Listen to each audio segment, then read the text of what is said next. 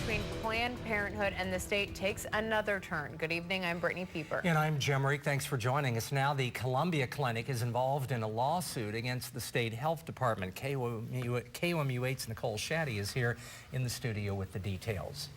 Well, now even the federal court is involved in the feud. Earlier this afternoon, a federal district judge temporarily blocked the state of Missouri's ability to revoke the Columbia Planned Parenthood's abortion license until Wednesday. The Missouri Department of Health and Human Services had said they would revoke the license at the end of today because the clinic will be without a licensed physician. Starting tomorrow, the clinic's current physician, Colleen McNicholas, will no longer have the privileges to perform medical abortions in Columbia because the Health System Committee voted to revoke these privileges after pressure from the state legislature. Now, Planned Parenthood has filed a federal lawsuit against the state health department, saying it hasn't given them enough time to find a new physician. There's a lot of time needed for people to review the paperwork, but what it means in the meantime is that we stop providing abortion services, and the only other provider in the state is 300 miles away.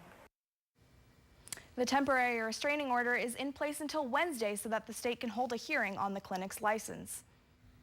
Interim Chancellor Hank Foley released his decision shortly after 3 p.m. saying he will not restore the refer and follow privileges for the Planned Parenthood doctor in Columbia. As a result of this decision, abortions will no longer be allowed at the Columbia Planned Parenthood facility, leaving St. Louis Planned Parenthood as the only abortion provider in the state.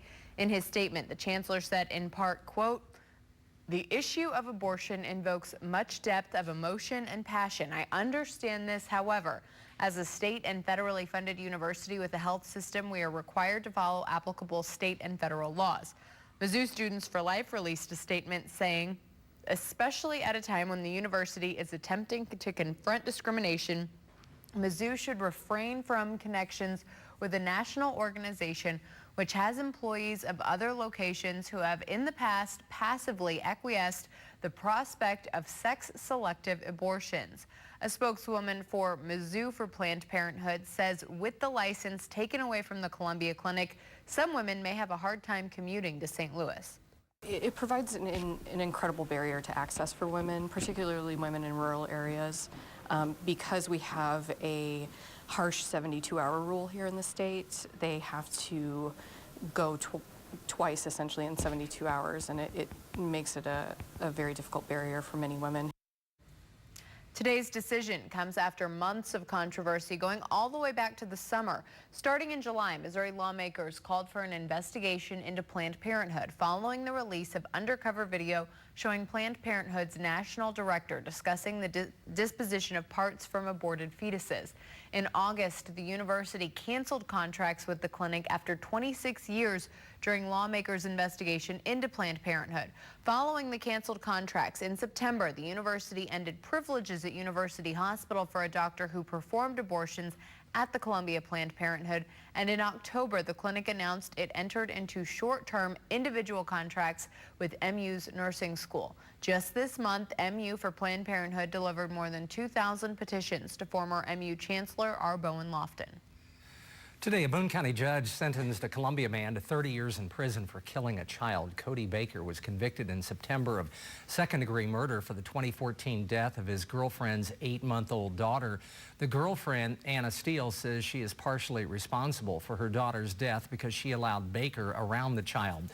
During Baker's trial, the prosecutor said he deserved life in prison for what he did. We are certainly satisfied with the court's decision today to impose this 30-year sentence. I think it will send a message to the community that these types of crimes are not going to be tolerated.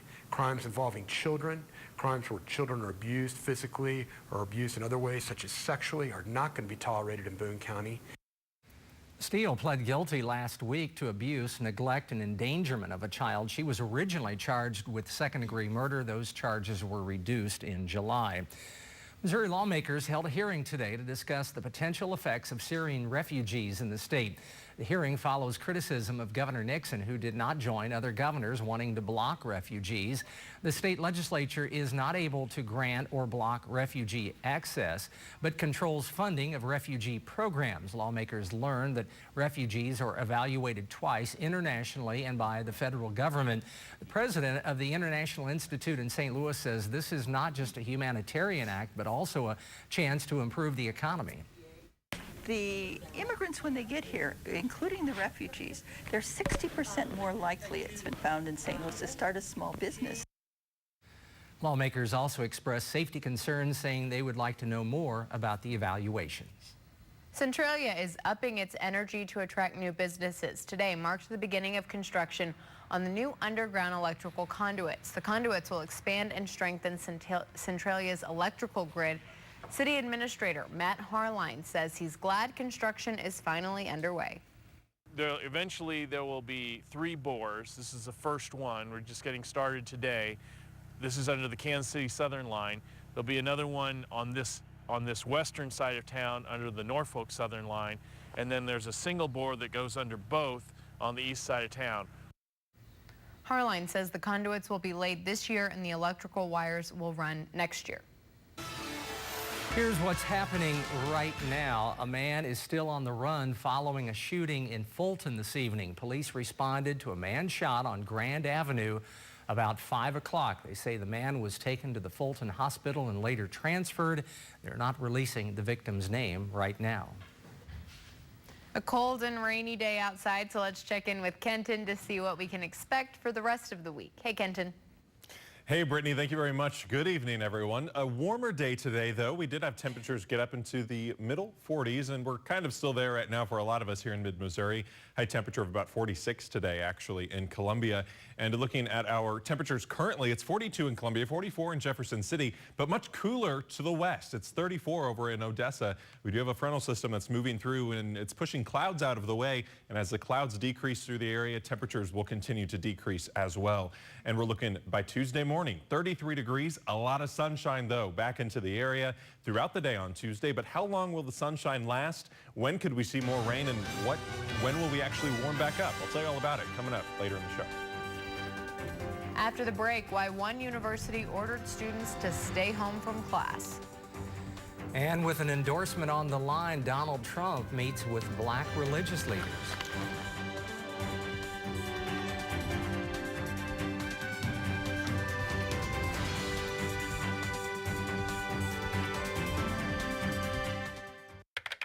My school goal is to earn